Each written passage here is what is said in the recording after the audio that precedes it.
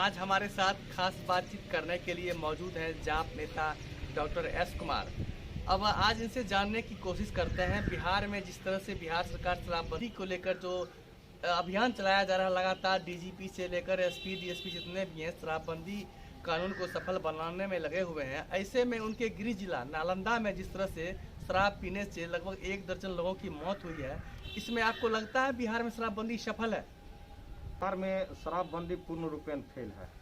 इस शराबबंदी को फेल करने में नीतीश कुमार को बदनाम करने के लिए उनके पार्टी के घटक दल और पार्टी के कुछ नेता और उनका पदाधिकारी मिलकर के ही उनको बदनाम करने में लगा हुआ है।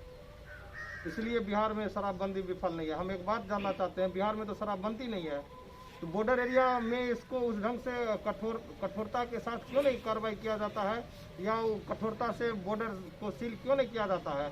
जो बिहार में शराब कैसे आ जाता है? तो बड़े संख्या में शराब जिस तरह से पुलिस पकड़ती है, तो इसमें साफ जाहिर है कहीं न कहीं बॉर्डर एरिया में है, पूरी तरह से छूट है, तब तो बिहार के अंदर शराब आती है। देखिए, वही बात तो मेरा कहना है कि जब तक किसी झूठ मूठ को छोटे पदाधिकारी जो भी है, थाना प्रभारी या फिर क्या कहते हैं दरोगा सिपाही, यहाँ तक कि गांव में जो चौकीदार लोग को आप जो है परेशान करते हैं और नापने का कार्य करते हैं। आज जो है कोई अगर आप अपना बॉर्डर को सील और मजबूत करते नहीं है और जो गरीब आदमी है चौकीदार, उसको आप नौकरी से निकालने और उसकी हत्या करने की बात आप कर देते हैं कि भाई उसको नौकरी से हटा देंगे। तो इस तरह से हम बिहार में शराबबंदी नहीं कर सकते हैं। जब तक एकजुट होकर के पक्ष विपक्ष दोनों नहीं कर सकते हैं तब तक नहीं होगा। जहाँ तक की बात है, जब शराबबंदी कानून लागू हुआ था तो आप हमको एक बात बताइए पत्रकार महोदय जी, आपको भी याद होगा कि उस समय सरकार चचा भतीजा का था, तो चचा भतीजा के सरकार में ही ना शराबबंदी हुआ था। तो उस समय तो तेजस्वी जी भी कसम खाए थे कि हम सपोर्ट करेंगे। तो आज उनकी नेताओं काहे विधवा विलाप गा रही है, या काहे इस पर जो कमेंटबाजी करने के लिए बैठ जाते हैं?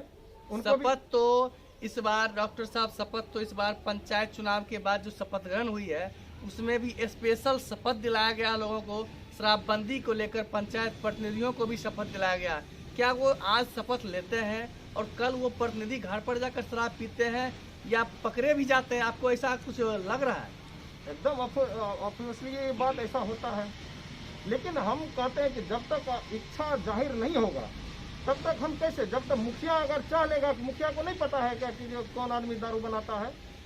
और जहाँ तक आपका जो सवाल है गृह मंत्री में जहरीली शराब से होना, तो काहे नहीं मरेगा भाई? आप जो है आम गरीब आदमी से ब्रांड पीना संभव नहीं है, तो लोग महुआ का सेवन करते हैं। पहले महुआ बनता था, कई सारे सामग्री, तारी का गाद, क्या कहते हैं शक्कर, उसके बाद क्या कहते हैं महुआ और विभिन्न प्रकार चीज को सरा करके बनाया जाता था। अभी तो सिंपल है, खमीर का इस्तेमाल करता है, यूरिया खाद का इस्तेमाल करके बनाता है। तो वो आदमी अगर पिएगा तो उसका लीवर, किडनी और आँख का रोशनी तो जाएगा ही जाएगा, आदमी तो मरेगा ही। तो इस जगह पर जो है सरकार को इस पर सोचने की, विचारने की बात है। और जहाँ तक बात है, देखिए दारूबंदी बहुत अच्छी चीज़ है, हम इसके समर्थन में हैं, लेकिन विपक्ष के जो कुछ उस टाइप के जो नेता हैं जो कहते हैं कि चीज़ है, उनको एक बार सोचना चाहिए इस बात को। क्या कि जिस समय सरकार कानून ला रही थी उस समय चचे भतीजा का सरकार था, अकेले नीतीश कुमार नहीं थे, दोनों चचा भतीजा मिलकर के शराबबंदी किए हैं। तो फिर आज काहे विधवा विलाप गा रहे हैं? इधर बिहार के पूर्व मुख्यमंत्री जीतन राम मांझी का जो एक सवाल जवाब सुने थे कि जिस तरह से बड़े लोग रात में शराब पीते हैं, उस तरह से आप भी रात में जाके रात के अंधेरे 10 बजे रात के बाद शराब पीजिए, उनका बयान कहाँ तक सही लगता है? अब देखिए, वो बड़े बुजुर्ग आदमी हैं, गार्जियन टाइप के आदमी हैं, उनको अब राजनीतिक से संन्यास ले लेना चाहिए। अब जो इस तरह का बात कहते हैं ये सब अच्छी नहीं है। लेकिन एक चीज़ उनका कहना है कि शराब तो बात उन्होंने कहीं कोई गलत नहीं कहा, कौन नहीं पीते हैं शराब? जिन्होंने कसम खाए, जो भी अपने आप को नेता कहते हैं, ट्विटर बॉय से प्रसिद्ध है बिहार में, उनका भी डीएनए सैंपल लेकर के, ब्लड सैंपल लेकर के जांच किया जाए, देखिए क्या क्या निकलता है उसमें।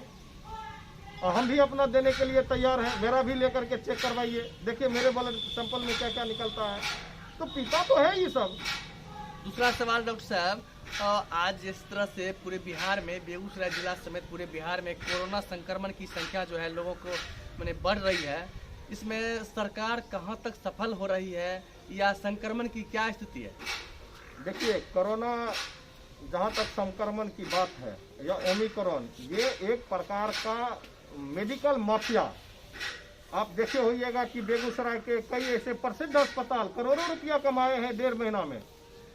आप कभी सोच नहीं सकते हैं 10-10 करोड़ रुपया कमाया है एक अस्पताल वाला सेकेंड वेरिएंट में। ये सब प्रायोजित है। चुनाव से पहले कहाँ था? पंचायत चुनाव में कहाँ था? यूपी में अभी कहाँ है कोरोना? कहाँ भाग के चला गया? पंजाब में कोरोना कहाँ भाग के चला गया? मतलब आपको अगर बिहार को भी कोरोना से मुक्त करना है तो जिस तरह से उप मेयर का चुनाव आप जनता को चुनने के लिए दिए हैं, उसी तरह से एमएलसी का भी चुनाव आप जो है जनता को चुनने के लिए दे दीजिए। देखिए, बिहार से भी कोरोना भाग जाएगा। चलिए, ये थे हमारे जाप नेता डॉक्टर एस कुमार। इन्होंने शराबबंदी से लेकर बिहार में बढ़ते कोरोना संक्रमण पर जो सरकार के द्वारा तैयारी की जा रही है या उनके द्वारा जो प्रबंध अपनाया जा रहा है, इस पर करारा जवाब दिया है। आप लोकल न्यूज़ के लिए जुड़े रहिए पब्लिक 24 न्यूज़ से। हम शशिकांत प्रसाद वर्मा।